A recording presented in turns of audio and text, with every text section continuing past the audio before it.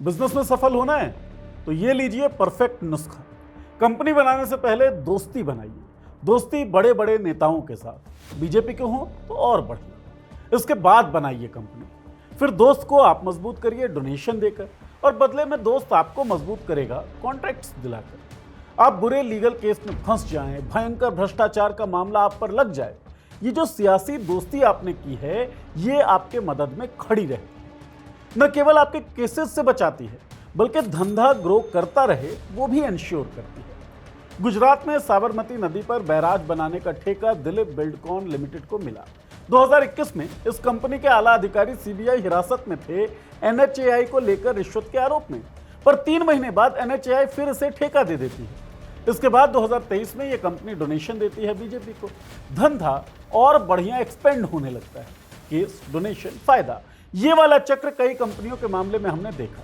एक तो बात यह कि दिलीप बिल्डकॉन के दोस्त कौन थे, रिश्वत का क्या मामला था, साबरमती नदी पर बनने वाले बैराज के ठेके में कोई करप्शन है क्या, और कौन सी कंपनीज हैं जिसने डोनेशन देकर लीगल मामलों से परमानेंट या टेम्परेरी रिलीफ पाई और बिजनेस को सफल किया।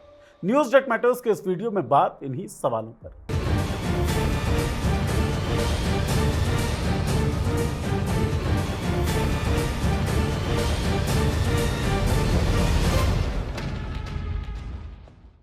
नमस्कार, मैं हूं नीरज और आप देख रहे हैं पॉलिटिक्स।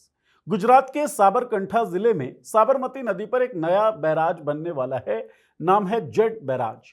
यह बैराज साबरमती नदी पर हीरपुरा बैराज और लकरोड़ा वीर के बीच बनेगा। गुजरात के नर्मदा जल संसाधन एवं कल्पसर विभाग ने बैराज बनाने का ठेका दिया डीबीएल दिलीप बिल्डकॉन लिमिटेड को 268 करोड़ रुपए में। दिलीप बिल्डकॉन बैराज का ईपीसी यानी इंजीनियरिंग, प्रोक्योरमेंट एंड कंस्ट्रक्शन करेगी।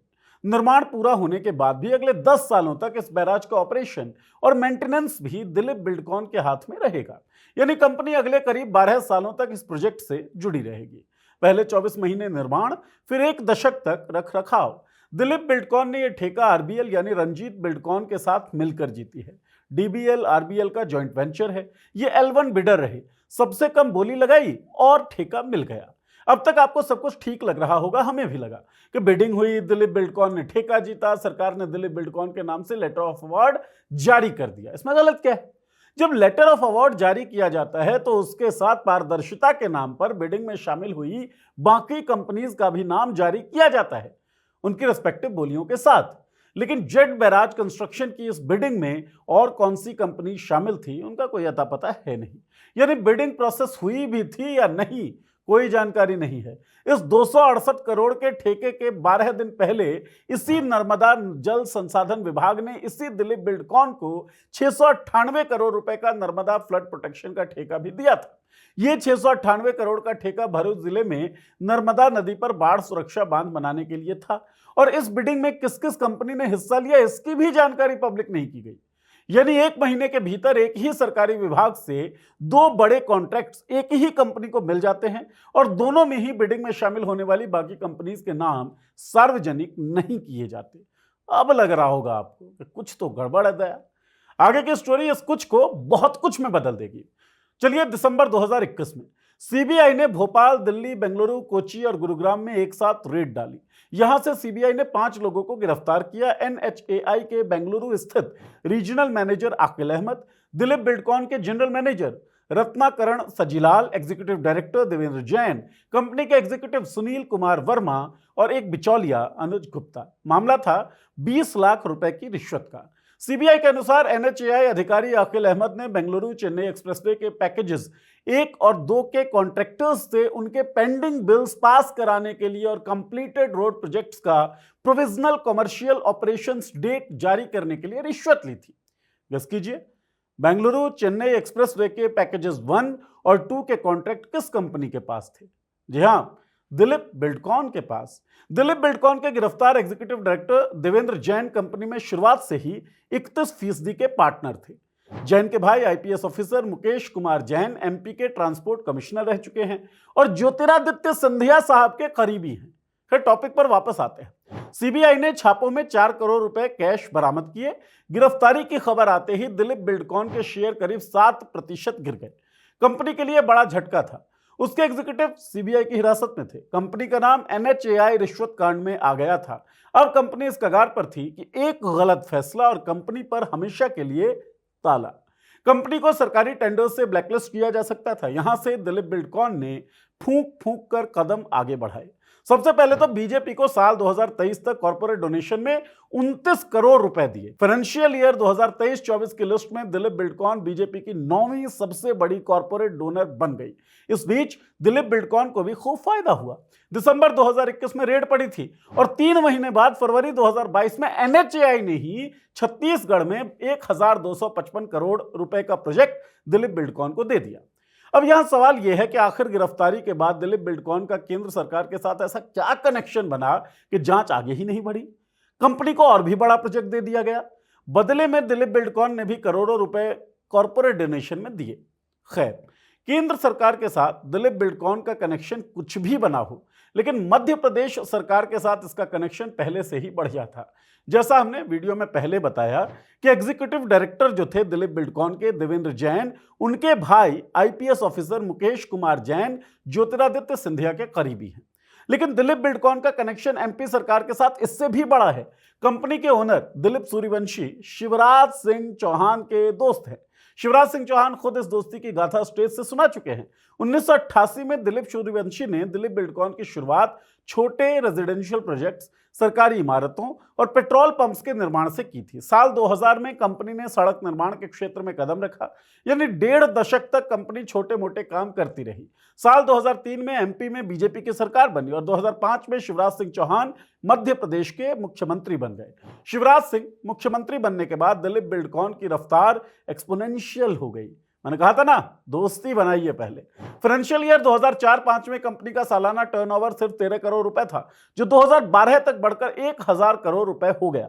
9 सालों में 13 करोड़ से 1000 करोड़ रुपए, ये सामान्य ग्रोथ नहीं है। 2016 तक कंपनी का सालाना टर्नओवर 4000 करोड़ रुपए तक पहुंच चुका था और मुनाफा करीब 220 करोड़ रुपए, और ये देश की सबसे बड़ी सड़क निर्माण कंपनियों में गिनी जाने लगी। अक्टूबर 2018 में Madhya Pradesh metro rail corporation ने भोपाल मेट्रो के पैकेज 1 का काम भी दिलीप बिल्डकॉन को सौंप दिया। 6 किलोमीटर 247 करोड़ रुपए में। शिवराज सिंह चौहान 2023 के अंत से मध्य प्रदेश के CM नहीं हैं।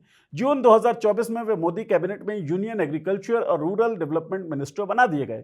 और संयोग देखिए, कंपनी का काम भी पैन इंडिया में बढ़ गया। गुजरात में 2 बड़े ठेके, बिहार में 3400 करोड़ का गंगा पाथ प्रोजेक्ट, केरल में 1341 करोड़ का टनल का काम मिला हुआ है।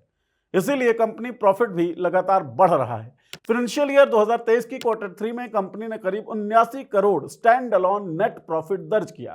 फाइनेंशियल ईयर 2024 में रेवेन्यू 10,650 करोड़ रुपए तक पहुंचा और प्रॉफिट में 90% का इजाफा हुआ।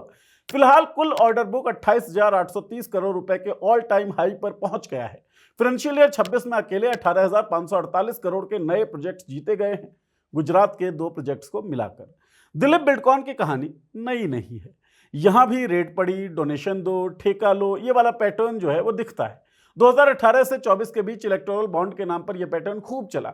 Megha engineering and infrastructure limited October 2019 में इनकम टैक्स विभाग ने हैदराबाद के दफ्तरों पर छापे मारे। उसके बाद से कंपनी ने करीब 1100 करोड़ रुपए के इलेक्टोरल बॉन्ड्स खरीदे, जिनमें बीजेपी को 549 करोड़ ईडी की कार्रवाई के बाद दिए। Future gaming and hotel services, Santiago Martin नाम के लॉटरी किंग की यह कंपनी देश की सबसे बड़ी इलेक्टोरल बॉन्ड डोनर्स में से एक रही है। जुलाई 2019 में ईडी ने फ्यूचर गेमिंग की 250 करोड़ से ज्यादा की असेट्स अटैच कर ली। इसके बाद कंपनी ने 1300 करोड़ रुपए के बॉन्ड खरीदे। डीएलएफ जनवरी 2019 में सीबीआई ने डीएलएफ के दफ्तरों पर लैंड एलोकेशन में अनियमितताओं के आरोप में छापे मारे। इसके बाद अक्टूबर 2019 से नवंबर 2022 के बीच डीएलएफ की 3 कंपनीज ने 170 करोड़ रुपए के बॉन्ड्स खरीदे और सारे के सारे सिर्फ बीजेपी को दिए। और फिर अप्रैल 2023 में बीजेपी की हरियाणा सरकार ने कोर्ट को बताया कि वाड्रा डीएलएफ लैंड डील में कोई नियम नहीं तोड़ा गया। Jindal steel and power, Vedanta जैसे और भी कई नाम हैं जिन्होंने रेड के बाद डोनेशन दिया। भारत में सरकारी ठेके, जांच एजेंसियां और राजनीतिक फंडिंग एक ऐसा चक्र बना चुके हैं जिसमें जनता सिर्फ टैक्स देती है और कंपनीज सत्ता के साथ रिश्ते बनाकर मुनाफा कमाती है। कंपनियां समझ गई हैं कि सत्ता के साथ अच्छे रिश्ते बनाए रखना ही सबसे बड़ा बिजनेस मॉडल है। सरकारी ठेके पाने के लिए सबसे जरूरी चीज तकनीकी क्षमता नहीं, बल्कि राजनीतिक निकटता बन गई है। अगर कोई आम नागरिक आयकर विभाग या ईडी की जांच के घेरे में आ जाए तो उसकी जिंदगी उलट पुलट हो जाती है। बैंक लोन्स रुक जाते हैं, बिजनेस ठप पड़ जाता है, सामाजिक प्रतिष्ठा को नुकसान पहुंचता है। लेकिन बड़ी कंपनीज के मामले में अक्सर एक अलग तस्वीर दिखाई पड़ती है। जांच चलती रहती है, आरोप लगते रहते हैं, लेकिन सरकारी ठेकों का सिलसिला जारी रहता है, कई बार पहले से भी तेज। सवाल यह नहीं कि किसी कंपनी ने बीजेपी को पैसा दिया या किसी दूसरी पार्टी को। राजनीतिक चंदा देना कानूनी है, लीगल है। सवाल यह है कि क्या जनता को यह भरोसा है कि सरकारी ठेके सिर्फ योग्यता और प्रतिस्पर्धा के आधार पर दिए जा रहे हैं? क्या जनता को यह भरोसा है कि जांच एजेंसियां सभी के लिए समान रूप से काम करती हैं? क्या जनता को यह भरोसा है कि राजनीतिक चंदा देने वाली कंपनीज को कोई विशेष लाभ नहीं मिलता? इलेक्टोरल बॉन्ड्स को सुप्रीम कोर्ट ने असंवैधानिक बताते हुए खत्म कर दिया, लेकिन इलेक्टोरल बॉन्ड सिर्फ एक माध्यम थे। असली समस्या उस व्यवस्था की है जिसमें राजनीति को अरबों रुपए चाहिए, कंपनियों को सरकारी ठेके चाहिए और दोनों के बीच का संबंध जनता से छिपा रहता है। जब तक इस व्यवस्था में पारदर्शिता यानी कि ट्रांसपेरेंसी नहीं आएगी, तब तक हर बड़ा ठेका, हर बड़ा दान और हर बड़ी जांच के पीछे सवाल उठते रहेंगे। हम उठाते रहेंगे सवाल, आप देखते रहिए। और आपकी कोई सोच हो, आपकी कोई राय हो तो वो हमें लिखकर बताते रहिए। कमेंट सेक्शन में आपके जवाब का इंतजार रहेगा। बहुत बहुत शुक्रिया वीडियो देखने के लिए। चैनल को सब्सक्राइब कर लीजिए, सब्सक्राइब किया हुआ है तो बेल का आइकन दबा दीजिए ताकि वीडियोस के नोटिफिकेशंस आपको मिलती रहे। शुक्रिया।